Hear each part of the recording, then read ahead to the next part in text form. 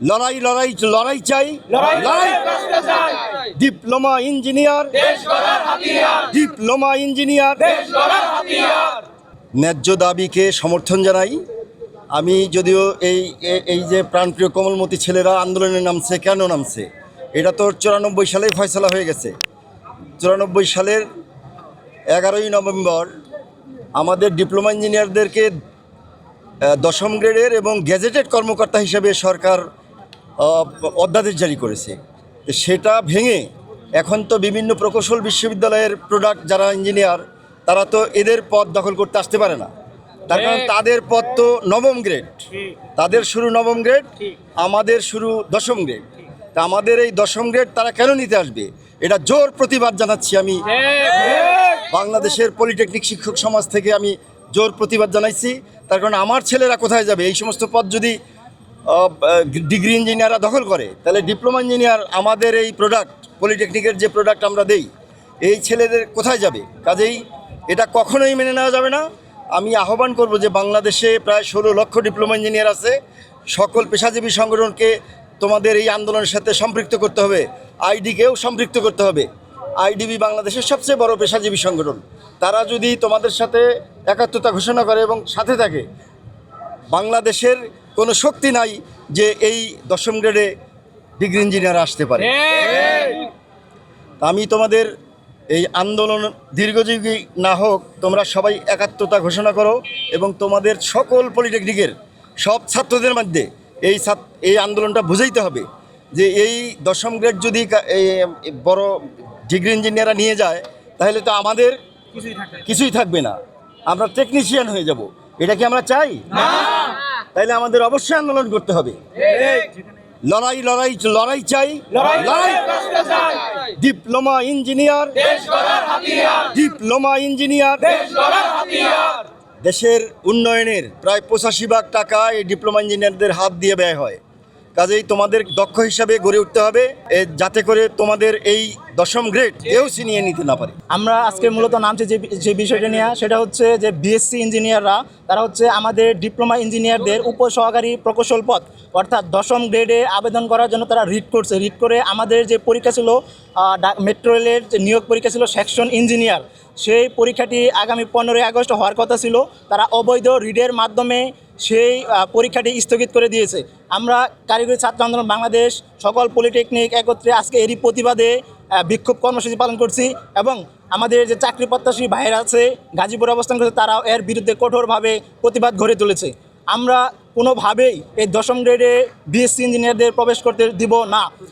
আমাদের এই 10ম গ্রেডটি 1978, 1974 সালে জিওর মাধ্যমে 94 সালের জিওর মাধ্যমে একদম সংশোধিত একটি বিষয়। এই সংশোধিত বিষয় নিয়ে যদি বিএসসি ইঞ্জিনিয়াররা সংশোধিত বা মীমাংসিত ইস্যুটি নিয়ে যদি বিএসসি ইঞ্জিনিয়াররা নাড়াচাড়া করার চেষ্টা করে, আমরা সরকারকে বলবো তাদেরকে এই লক্ষ লক্ষ টাকা খরচ করে বিএসসি ইঞ্জিনিয়ার না বানিয়ে আপনারা এই পলিটেকনিক সেক্টরগুলোতে এই টাকা ব্যয় করুন। আমরা ইনশাল্লাহ দেশের শতভাগ উন্নয়ন করে ছাড়বো। মূলত আমাদের সংগ্রাম পরিষদ গঠিত হয়েছে, সেই সংগ্রাম পরিষদ থেকে খুব দ্রুত সময়ে আমরা আমাদের দাবি নিয়ে কাজ করব এবং আমাদের দাবি প্রকাশ করা হবে, আপনারাও সেটা জানতে পারবেন। তবে আমাদের আজকের এইখানে এই বিক্ষোভ সমাবেশের একটাই কারণ, সেটা হচ্ছে আমাদের 78-এর রাষ্ট্রপতির আদেশ এবং 94-এর প্রধানমন্ত্রীর প্রজ্ঞাপন থাকা সত্ত্বেও আমাদের এই 10ম গ্রেডে বিএসসি প্রকৌশলীরা যে রিটটা করেছে সেই রিটের প্রতিবাদে আমরা এই কাজটি করেছি। কারণ 10ম গ্রেড আমাদের অধিকার, আমাদের 78-94-এর জিওর আমাদের অধিকার। সেক্ষেত্রে এই অধিকারে আদালত কিভাবে কোন যুক্তিতে আমাদের এই পরীক্ষাটি স্থগিত করলো সেটা আমরাও প্রশ্ন উঠাই আদালতকে। কিন্তু এটা আমরা কখনোই চাইনি, কিন্তু একটি গোষ্ঠী চাচ্ছে দেশের স্থিতিশীল পরিবেশকে অস্থিতিশীল করতে এবং বিভিন্ন দিক থেকে ইন্ধন আসছে এবং আমাদের কাছে এমন তথ্য আছে যে পূর্বের ফ্যাসিস্ট এবং স্বৈরাচারী যারা ছিল তাদের মাধ্যমে দেশের এই শিক্ষা ব্যবস্থা এবং প্রকৌশল শিক্ষাকে একটা বাধাগ্রস্ত বিপর্যয় পরিস্থিতিতে নিয়ে আসার খুব বড় একটা ষড়যন্ত্র করা হচ্ছে। কারণ আপনারা জানেন দেশের শুরু থেকে শেষ পর্যন্ত ডিপ্লোমা প্রকৌশলীরা কাজ করে থাকে এবং স্নাতক প্রকৌশলীরাও এর বাস্তবায়নে কাজ করে থাকে। তো কোনোভাবে যদি এই সেক্টরকে বাধাগ্রস্ত করা যায় তাহলে দেশের একটা যে স্থিতিশীল পরিবেশ আছে এই স্থিতিশীল পরিবেশটা আর থাকবে না। তো আমরা দেখতে পাচ্ছি যে কিছু একক গোষ্ঠী, সমগ্র প্রকৌশল ব্যবস্থা না, প্রকৌশল শিক্ষা না, শুধুমাত্র কিছু একক গোষ্ঠী এবং ব্যক্তিবর্গ এই ডিপ্লোমা সেক্টরকে বাধাগ্রস্ত করার চেষ্টা করছে এবং তারা আমাদের বিভিন্ন নিয়োগের বিরুদ্ধে কাজ করছে। তো আমরাও স্পষ্টভাবে বলতে চাই, আপনারা যদি আমাদের ডিপ্লোমা প্রকৌশলীদের নিয়োগের বিরুদ্ধে কাজ করেন, আমরা আপনাদের প্রত্যেকটা নিয়োগের বিরুদ্ধে কাজ করব এবং আপনারা কোনো অ্যাসিস্ট্যান্ট ইঞ্জিনিয়ার পদে চাকরি করতে পারবেন না, টেকনিশিয়ান পদে চাকরি করতে হবে। যেহেতু আপনাদের টেকনিশিয়ানদের প্রতি অনেক মায়া এবং আপনারা টেকনিশিয়ান হতে চান, আপনারা টেকনিশিয়ান পদে 14তম গ্রেডে 13তম গ্রেডে চাকরি করবেন, পরে প্রমোশন পেয়ে 10ম গ্রেডে আসবেন, আমাদের কোনো বাধা নাই। কিন্তু 9ম গ্রেডে আপনারা এখন আমাদের যে বৈষম্যমূলক আচরণ করছেন, আমাদের প্রমোশন দিচ্ছেন না, আমাদের প্রমোশন আটকে রাখছেন 20 বছর 25 বছর ধরে। আমরা স্পষ্টভাবে বলতে চাই, বলিষ্ঠ কণ্ঠে বলতে চাই, আপনারা যতই পায়তারা করেন না কেন, আপনারা পায়তারার ঊর্ধ্বে আপনাদের যত ষড়যন্ত্র আছে সব ষড়যন্ত্র আমরা ভেঙে দিব।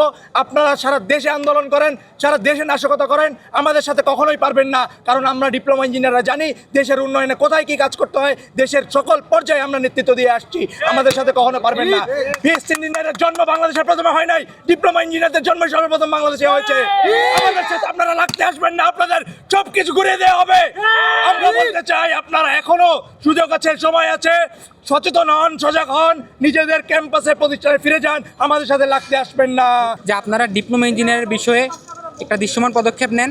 আমরা আসলে চাই যে প্রকৌশলী সেক্টরে যে ভারসাম্য, সেই ভারসাম্যটা বজায় থাকুক। কিন্তু আমরা দেখতে পাচ্ছি তথাকথিত বিএসসি প্রকৌশলীর কিছু শিক্ষার্থীরা যারা হচ্ছে অযৌক্তিক 3 দফার মাধ্যমে আমাদের প্রকৌশলী খাতের ভারসাম্যকে নস্যাৎ করতে চাচ্ছে। আপনাদের দিকে একটা আহ্বান যে আপনারা এই 3 দফা অযৌক্তিক দাবিকে, এবং যারা যে সকল শিক্ষার্থীরা এই 3 দফা অযৌক্তিক দাবি নিয়ে আন্দোলন করছে তাদেরকে আপনারা বুঝান, এখনও সময় আছে। পলিটেকনিকে আমাদের তো অনেক ধরনের সমস্যা আছে, আসলে আমাদের পর্যাপ্ত ল্যাব ফেসিলিটি নাই, তারপর হচ্ছে বিভিন্ন প্রতিষ্ঠানে অবকাঠামো সমস্যা আছে, তারপরে হচ্ছে আমাদের যে কোর্স কারিকুলাম সেগুলো তো আসলে সংশোধনী প্রয়োজন।